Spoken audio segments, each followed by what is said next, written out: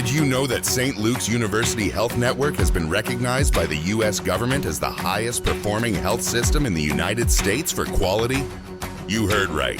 St. Luke's #1 recognition affirms our status as the top leader among the most respected healthcare providers in the nation, including Houston Methodist and the Mayo Clinic.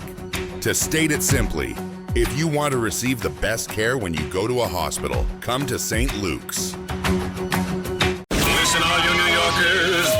Excuse me, taxi. Okay, man, we're looking around. This is the 77 WABC minicast.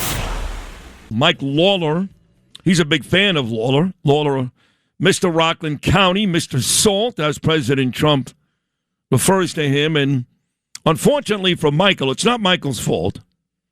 I gave him, now that Anthony D'Esposito is out there exposing all kinds of fraud, congratulations to Tony D.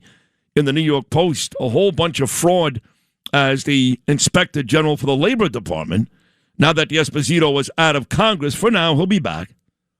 I gave Lawler the task of getting me a ticket for the State of the Union, which is a week from today. And so far, he's failed miserably, and he keeps telling me to be patient. I'll do it. Stop being a baby, blah, blah, blah. But here we are a week out, and I got nothing. No train reservation, no hotel reservation, no tickets. I still love Mike. Mike is one of my dearest friends and a great congressman, but I don't know.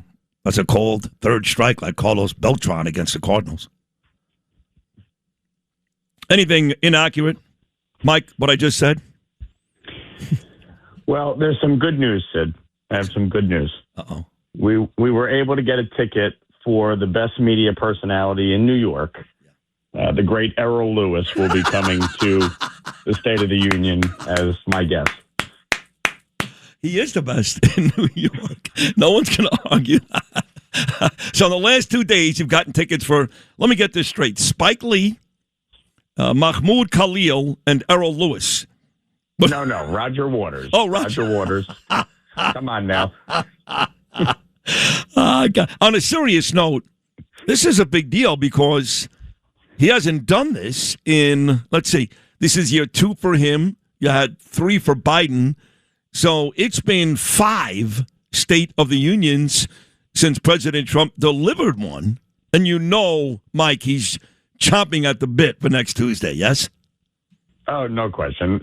Look, last year, it's a joint session of Congress. They don't officially call it the State of the Union. So this is, for those wondering, this will be his official State of the Union, his first and the second term. But it'll of course be well watched. I'm not sure it'll be well attended. Many of the Democrats are already boycotting. AOC is boycotting as she did last year. Although, by the way, she did not have a very good weekend over in Munich. Oof. I've been playing the cuts all morning. First, her comment about Venezuela being south of the equator, and then the very simple answer about Taiwan and China is yes. That's your answer. One word. Yes. She couldn't get there, Mike. She couldn't get there. Well, she not only couldn't she answer that, but she was attacking Marco Rubio's speech. Marco Rubio delivered one of the most forceful and powerful defenses of Western civilization and the alliance between the United States of America and Europe. And everything that has happened over the past 100 years plus, World War I, World War II, the fight against communism, you look at the war on terror. This is an alliance that has been forged, and she is against it. I mean, it's remarkable what she was trying to articulate there. Now, granted, I'm not sure she fully understood what she was trying to articulate there. She didn't. But it was really quite jarring for someone who is seeking to position herself either as, the Democratic nominee in 2028 or as Chuck Schumer's successor as a U.S. Senator from New York. There's a third one you can throw in the mix. You're right. She could be a presidential nominee. She could. And she'll still beat Chuck Schumer. She's a moron. I'm going to say it because, men especially, she's a woman. Harris is a moron, too. She's a black woman, so I'm really in trouble. But she's also possibly positioning herself to be the running mate for Harris for a Kamala AOC ticket in 2028. Well, that would be something. I wouldn't even know what to say to that. From a foreign policy standpoint, that would be possibly the scariest ticket I've ever seen. Well, I got to tell you, your guy in California, Gavin Newsom, as the president refers to him as, he didn't do himself any favors either. I don't know. Why do Democrats think, honestly, it's a serious question, because you may think it's important too. I don't know. I don't. But why do Democrats think that climate control is going to get them a win? That's when Newsom went right away in Munich, climate control. Does he think that that's going to be the issue that's going to win him the presidency? Look, we have seen Democrats make that the issue for decades. I mean, Al Gore, that was his issue. The issue of climate change is real, and there's ways to address it. But the problem that Democrats have conflated is they've conflated climate policy with energy policy. And as a result, you look at a state like New York. Look at the disaster that we are facing in the state of New York. They shut down nuclear power. They banned natural gas. They blocked pipelines. They blocked natural gas power plants. They required all electric construction. And then they have the gall to stand there. Kathy Hochul, Andrea Stewart-Cousins, the Senate Majority Leader. They have the gall to stand there and go, I don't understand why the utility companies are raising our prices. This is outrageous. We must stop it. Yeah. You want to know how you stop it? Reverse your stupid-ass policies that you've implemented. That's how to stop it. That's easy. I mean, utility costs in New York are through the roof. Look at energy prices around the country. They're coming down. Gasoline below $3 for the first time in 5 years. The average, gallon of gasoline. Meanwhile, in New York, it's above that. Why? Because New York is a disaster when it comes to energy policy. So this is the problem in New York. They have conflated environmental policy, which, look, my grandfather was an environmental engineer. He's 92. He's still teaching differential equations at Manhattan University. Wow. He was one of the foremost experts on cleaning up the Hudson River. I believe in environmentalism. I believe in protecting our environment. We want clean air. We want clean water. We want to preserve open space. But you don't do that at the expense of sound energy policy.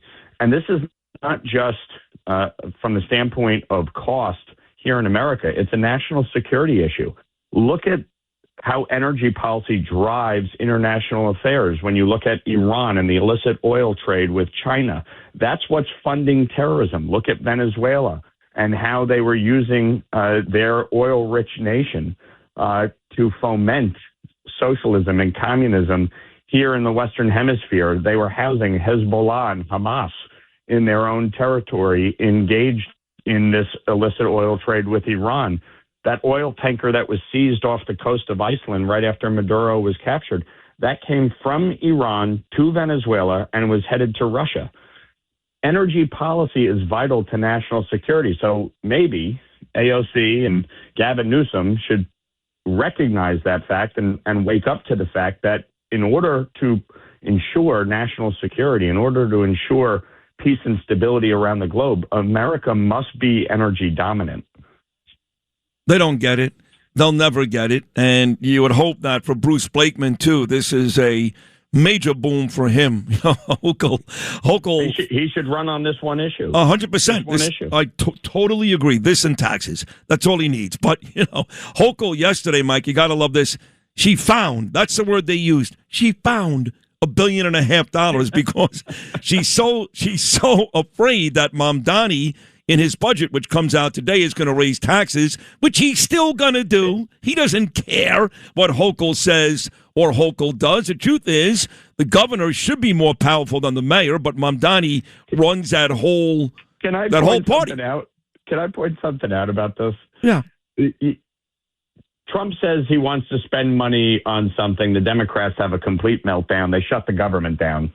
Okay? They shut the government down over appropriations This is the second time now with Homeland Security. We're in a shutdown. They're impacting TSA, FEMA, the Coast Guard, et cetera. Kathy Hochul magically finds $1.5 billion. Magically finds it. Yeah. And not one word from the Democrats, not one word saying, wait a minute, that's not how you follow the budget process. That's not regular order. She magically finds money. And she did this last year, and she does it the year before. They have slush fund after slush fund after slush fund that they magically just find money and just start spending it on things. And meanwhile, the media doesn't say a word. Nothing. The Democrats don't say a word. Oh. They don't question anything. Do you know there is no oversight in Albany? The state legislature is the most feckless, inept, incompetent group of people in the majority up in Albany. The Republicans push back constantly, but the Democrats have a supermajority in the Assembly, and in the Senate, they're one seat shy of a supermajority, and they don't care. They conduct no oversight hearings. They don't drag any, department head, agency head in there for oversight at all. They don't question anything. The only time these people come in is when they're asking for more money during budget season, and these hearings are a joke. The moment the Republicans start asking questions, the Democrats try to shut the hearing down. Yeah, they do. I know. It's unbelievable. Maybe she found that money. Ari Brown tried to ask Mondani about anti-Semitism, and the Democrats were gaveling them down. They shut him down.